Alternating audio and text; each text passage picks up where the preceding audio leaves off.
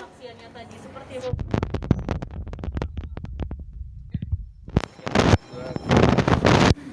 Salah ngomong karena itu menyangkut masa depan istri gua, anak gua juga.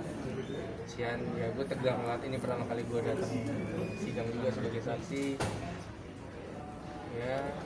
Ya tegang lah intinya. Tadi sempat bilang ada tekanan sedikit, maksudnya gimana Bang ini? Tadi gue nggak kuat nahan, bukan tekanan sih sebenarnya, tadi gue nggak kuat nahan tangis gue. Istri gue ngeliatin istri gue, benar-benar gue nggak kuat. Takut salah ngomong, kasihan Vanes, kasihan anak gue, gitu sih. Bang, tadi ada omongan Vanessa tuh ke-ban sama FTV gitu tuh gimana sih ceritanya Bang? Apa ada cerita dari Mbak Vanessa curhat atau gimana? Jadi manajer Vanessa sebelumnya, mantan manajernya dia bilang sama gue, bilangin ke Vanes malam itu harus tidur, jadi pagi-pagi bisa syuting. Jangan dia malam yang nggak tidur, pagi-paginya harus syuting, kepalanya jadi semraut.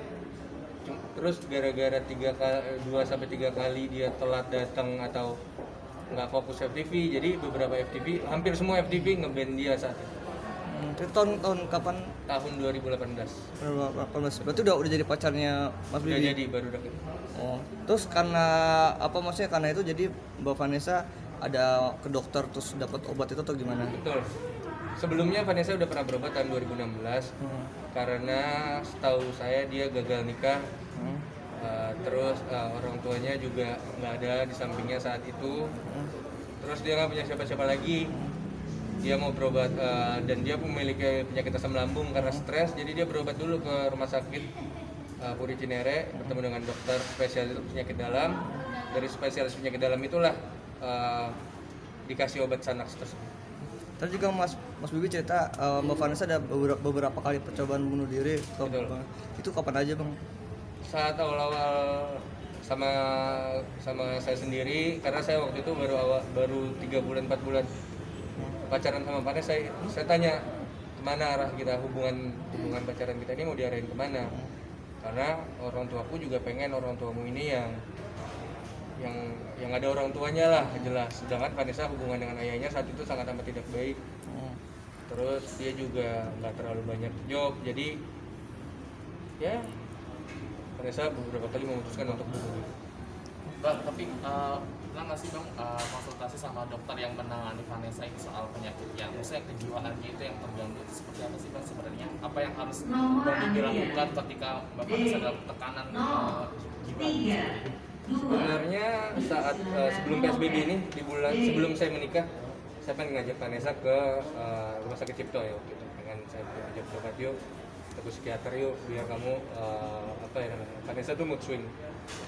Kadang dia bisa langsung marah aja, tapi kadang ya dia jadi dirinya sendiri gitu, jadi lebih baik.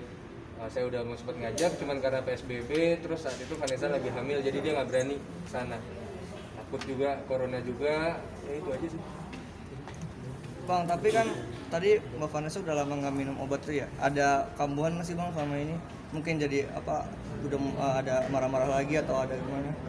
Jujur terakhir sebulan yang lalu mungkin dia udah nggak kuat lagi, ada pemberitaan jelek tentang anaknya, jadi Vanessa ngalamin baby blues. Jadi gue juga kaget, Vanessa lagi di kamar tiba-tiba dia teriak maki-maki galak segala macem.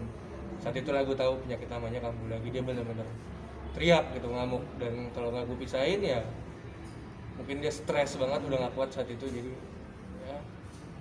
Ada dibawa ke dokter lagi Pak atau kayak gimana setelahnya? Rencana emang pengen banget dibawa ke dokter selesai kasus hukum ini, dan kalau galau dia bisa ditinggal lama.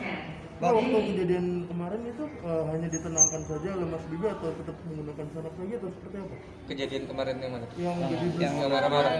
Saya diemin aja di rumah, saya diemin aja di kamar sampai pagi. Ya saya ya stres juga sih saat itu, segala mau nete, emaknya lagi kayak gitu, saya juga nggak berani.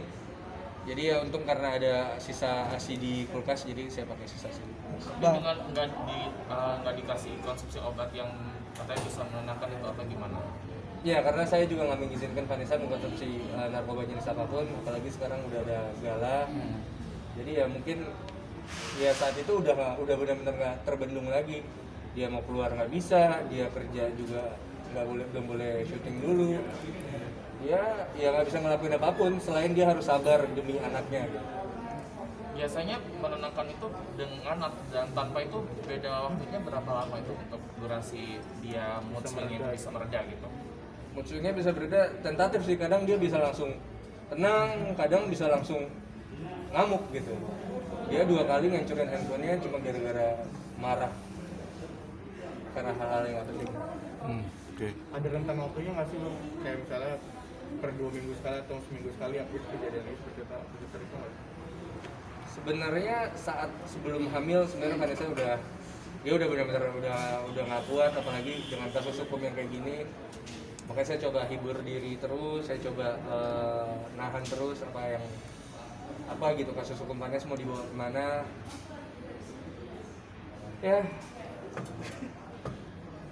Ya semoga nggak kambuh lagi. Mungkin saat itu benar-benar udah di ujung kepalanya, jadi dia harus teriak sama Gala. Itu juga kejadian yang amat sangat gue gak pengen lihat. Gue juga worried lah perkembangan anak gue ke depannya gimana.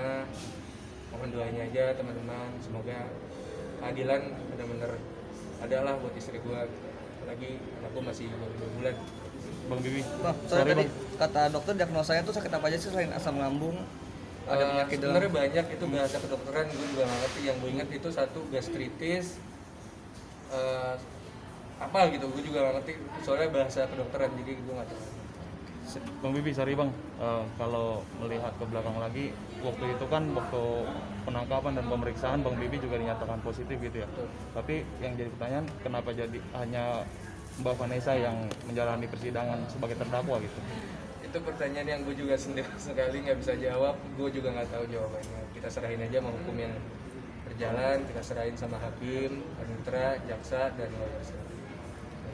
Tapi kondisi anak sekarang gimana? Biasa kan kalau anak masih kecil, ibunya dalam tekanan masih terkonek gitu, Anda isinya seperti apa?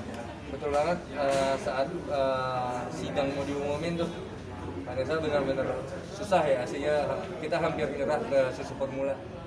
Di saat itu udah hampir nyerah ke susu formula, Vanessa kayaknya udah gak kuat juga, asinya juga udah gak keluar bermacam.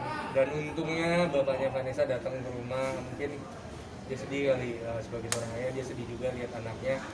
Kenapa nih anak gua? Jadi datang ke rumah ya, bantu gendong anak, bantu segala macam. Ya sekarang Vanessa ya udah lancar lagi lah. Lo sendiri gimana Bang, pertama kali jadi ayah terus sebagai suami juga melihat kondisi orang-orang tersayang lu tuh dalam masalah besar itu seperti apa Bang rasanya? Gimana ya, berat banget sih buat gue tahun ini berat banget buat gue. Istri gue lagi-lagi harus kena kasus hukum yang dimana gue baru pulang syuting, obat yang dimiliki istri gue juga punya resep segala macam.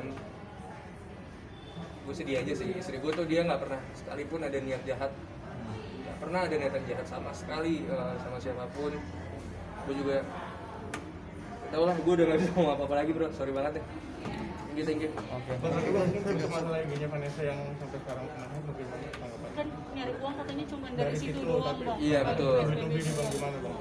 Iya berat banget sih, gue coba menghibur diri istri gue sendiri, gue jual sepeda gue jual jam tangan gue segala macam buat ya keep our family floating, keep our family makan segala macam. Ya berat juga buat gue tahun ini karena sebelumnya gue jualan toko di Tanah Abang, tapi karena pandemi terpaksa harus tutup 7 bulan, benar-benar ya berat cobaan tahun ini. Cuman ya insya Allah ada. Dalam betul-betul kayak gitu ngejalanin ini gimana sih Bang? Untuk menguatkan lu sendiri, Vanessa dan anak lu juga.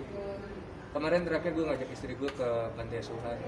Dia mungkin udah gak kuat ya, udah stres banget, makanya mau nyalon gak bisa juga, mau pijit juga gak bisa juga karena corona. Jadi gue ajak ke panti asuhan, yang benar-benar rusuh.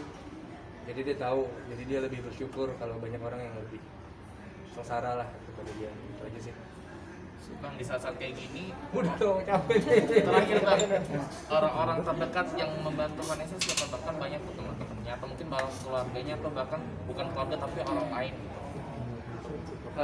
Ini sih yang paling lucu, beberapa tahun kemarin dan beberapa tahun lalu, setiap hari gue di DM, semua orang maki gue, maki istri gue, pelacur lah segala macam. Tapi tahun ini mungkin karena ada Gala ya, semua orang benar-benar semangatin gue gitu. Makasih buat teman-teman, makasih buat para fans Vanes, fans Gala sih sebenarnya, gue juga nggak tahu gue siapa. Fans Gala banyak banget, kalau misalnya Gala muntah aja semua pada protes ke gue. Kasih banget buat semua, makasih buat semangatin gue segala macam. Semoga tahun ini jadi ilmu yang baik buat kita buat tahun 2021. Itu aja sih. Thank you semua. Thank you. Thank you.